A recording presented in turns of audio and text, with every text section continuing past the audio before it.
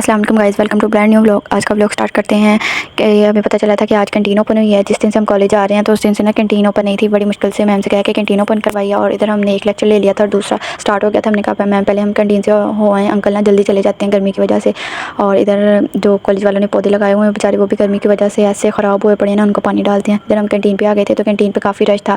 ये हमारी कैंटीन में बस पापड़ लेस वगैरह मिलते हैं और कुछ नहीं। फ्राइज़ भी अंकल से कहें तो बना देते हैं, कभी बना के नहीं देते। इधर हमने भी चीज़ वगैरह ले ली, वही पापड़। और हमने अंकल से पूछा अंकल ये फ्रेश भी हैं, ये ना हो के साल के पड़े हुए पापड़ हमें दे दें। अंकल कहते नहीं फ्रेश है। उसके बाद फिर हमारा लेक्चर था, हम जल्दी जल्दी क्लास में जा रहे थे। पता चला कि जाके ना जो लेक्चर हॉल है ना वो सीनियर्स ने ले लिया है। हम क्योंकि हम क्लास से बाहर चले गए थे, उनका भी लेक्चर था।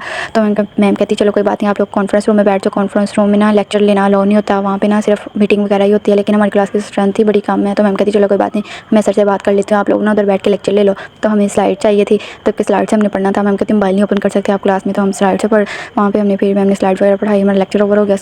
1 घंटे की क्लास लेके हम ऐसे थक गए थे जैसे पता नहीं हमने कितनी देर से यहाँ पे बैठे हुए हैं। और पैथो तो है भी बोरिंग सी, मतलब 5th सेमेस्टर में अच्छी थी, इस सेमेस्टर में फिर भी बड़ी बोरिंग सी है। उसके बाद फिर मैम कहती चलो आप लोग फ्री है। मैम ने 10 मिनट पहले फ्री कर दिया क्योंकि कॉलेज में एग्जीबिशन लगा हुआ था बी फार्मेसी के बच्चों का और HND के बच्चों का। इन लोगों ने मॉडल्स बनाए थे, हार्ट बनाया था, रीनल सिस्टम, स्पाइनल कॉर्ड, उसके अलावा हॉस्पिटल बनाया था प्रॉपर जैसे होता है, और फार्मेसी बनाई हुई थी। HND के बच्चों ने वो बनाया हुआ था, मतलब कि फ्रूट्स का न्यूट्रिएंट्स कैसे, सब फ्रूट्स कैसे इनटेक करते हैं और बॉडी में क्या क्या न्यूट्रिएंट्स मिलते हैं फ्रूट खाने से। और ये मतलब बड़े अच्छे से एक्सप्लेन कर रहे थे। मैम कह रही थी आप लोग इनसे पूछो, क्वेश्चनिंग करो। और इधर टीचर्स भी सारे मतलब बच्चों से ना क्वेश्चनिंग कर रहे थे इनके मतलब के जो मॉडल्स बनाए थे उनके रिलेटेड। और हम तो बस देख ही रहे थे। बड़ा अच्छा इन लोगों ने ना मतलब बनाया हुआ था। मुझे सबसे ज़्यादा हॉस्पिटल और फार्मेसी अच्छा लगा। अच्छा उसके बाद फिर हम हार्ट बड़ा ज़बरदस्त बनाया हुआ था। उसने ना ऑक्सीजनेटेड ब्लड और डीऑक्सीजनेटेड ब्लड की ना अलग अलग वो जैसे वेन टाइप नहीं थी वो डाली थी, और साथ इंजेक्शन अटैच किया हुआ था। इधर से वो मतलब करते थे ना तो वो दूसरी साइड पर जाके ब्लड जो था, ब्लड तो नहीं था कलर ही थे डाले हुए इंजेक्शन में, वो इंजेक्शन फिल हो जाता था। और एक जो उन लोगों ने रेड कलर डाला था और एक ब्लू कलर था, मतलब कि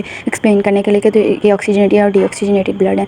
उसके बाद स्पाइनल कॉर्ड बनाई हुई थी। हम उसमें बता रहे थे कि आप लोगों ने ना ये फुल नहीं बनाई, इसमें आप लोगों ने एक छोड़ दिया है। तब कि एक सर्वाइकल होता है, थोरेसिक होता है, उसके अलावा लंबर होता है, तो सैक्रल होता है, तो वो बता रहे थे हम। उसके बाद फिर मैं घर आ गई। घर आके जो था बड़ी भूख लगी हुई थी। और उसके बाद प्राइम होटल की टिक्कियाँ मंगवाई थी, कोफ्ते थे, साथ नान थे और प्राइम होटल के चावल थे। इनके चावल बड़े मुझे इनके ना चावल और कोफ्ते मज़े के लगते हैं। खाना वगैरह खाया। उसके बाद प्राइम होटल की टिक्कियाँ नहीं इतनी मज़े की होती, लसानी की टिक्कियाँ ज़्यादा स्पाइसी और मज़े की होती है। इनके नान सॉफ्ट होते हैं बस प्राइम होटल के, और इनके चावल खाने वाले होते हैं। इधर खाना वगैरह खा लिया था। उसके बाद फिर मैंने क्लिनिक जाना था। क्लिनिक मैंने ज्वाइन किया हुआ है।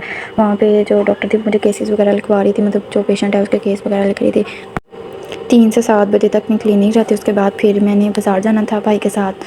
भाई की शादी रखनी थी तो गोल्ड वगैरह परचेज़ करना था। इधर पापा लोग भी आ गए थे, वो कहे थे आप लोग भी बाज़ार आ जाओ इधर से। हम इधर से आ जाते हैं। इधर हम बाज़ार आ गए थे। बाज़ार में इतना ज़्यादा रश था ना, गाड़ी खड़ी करने के लिए जगह थी ही नहीं। फिर उसने 5 मिनट हम वैसे ही खड़े रहे, फिर एक गाड़ी निकली, फिर उसने हमारी गाड़ी लगवाई क्योंकि अब पार्किंग बना दिया, पार्किंग के बगैर ना गाड़ी नहीं लगा सकते आप। फिर हम इधर आए तो गोल्ड की सारी मार्केट जो थी ना वो बंद हो गई थी, एक आधी दुकान खुली थी। फिर हमने लेना तो था ही अब, और इधर हमने सेलेक्ट कर रहे थे कौन से बैंगल्स लेनी है। इधर हमने डिसाइड कर लिया था और पैसे मतलब उनको दे रहे थे। गोल्ड की कीमत तो आसमानों को छू रही थी, 4 लाख को हो गया था 1 तोला। और मम्मा कह रही थी जल्दी जल्दी ना ले लो, ये ना कि और बढ़ जाए, वैसे कह रहे थे कि और बढ़ना है। तो इधर हमने जो बैंगल्स वही लेनी थी, बाकी जो था ना सेट वगैरह वो तो हम ले आए थे। तो मम्मा उम्रा करने गई थी ना तो बड़ा प्यारा सेट लेके आई थी यहाँ से। तो कहते हैं ना बाहर का सोना जो होता है खालस होता है, अच्छा होता है।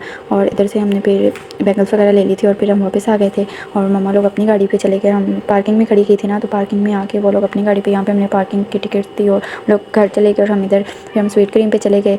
तो स्वीट क्रीम की आइसक्रीम बड़ी मज़े की होती है। अब तो ये भी ब्रांड बन गई है, पहले तो ये लोकल से बस शॉप से थी बस, जैसे मैकडॉनल्ड KFC, अब ये भी बड़ी चलती है। इधर एक इन लोगों ने ना भालू रखा हुआ है बच्चों को एंटरटेनमेंट करने के लिए, कैंडी देता है उनके साथ, वो मतलब उनको डांस करके दिखाता है। बच्चे इसमें ये हो जाते हैं, एंटरटेन हो जाते हैं। फिर बच्चे कहते हैं कि हमें लेके जाएँ वहाँ पर। और बेचारा इतनी गर्मी में इतने मोटे कपड़े पहन के फिर भी बस मेहनत के लिए काम कर रहा है।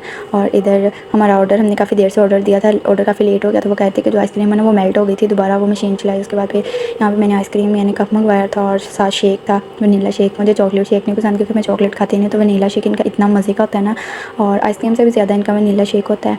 और जो आइसक्रीम भी इनकी मज़े की होती है। और इधर फिर मैंने पहले तो मैंने शेक पिया क्योंकि शेक मज़े का था। मैंने कहा चलो पहले शेक पीते, उसके बाद फिर मैंने आइसक्रीम भी खा ली थी। और फिर हम घर आ गए। तो यहाँ पे जो पौधे हम पतों से लेके आए थे ना, वो पौधे अभी लगाए नहीं थे, उनके लिए ना वो गड्ढा वगैरह खोद रहे थे। तो अभी ये डेढ़े पे ही पड़े थे, तो बड़े प्यारे मतलब लग रहे थे इनके। मैंने कहा जल्दी बस आम बड़े हो जाएं तो फिर हम इसे आम तोड़ के खाया करेंगे। तो इधर मैं अपने ब्लॉग का करती हूँ एंड। उम्मीद करती हूँ आप लोग को मेरा ब्लॉग बहुत अच्छा लगेगा। मेरे चैनल को सब्सक्राइब कर दीजिएगा, लाइक कर दीजिए, शेयर कर दीजिएगा, और मिलते हैं न्यू ब्लॉग के साथ। अल्लाह हाफिज़।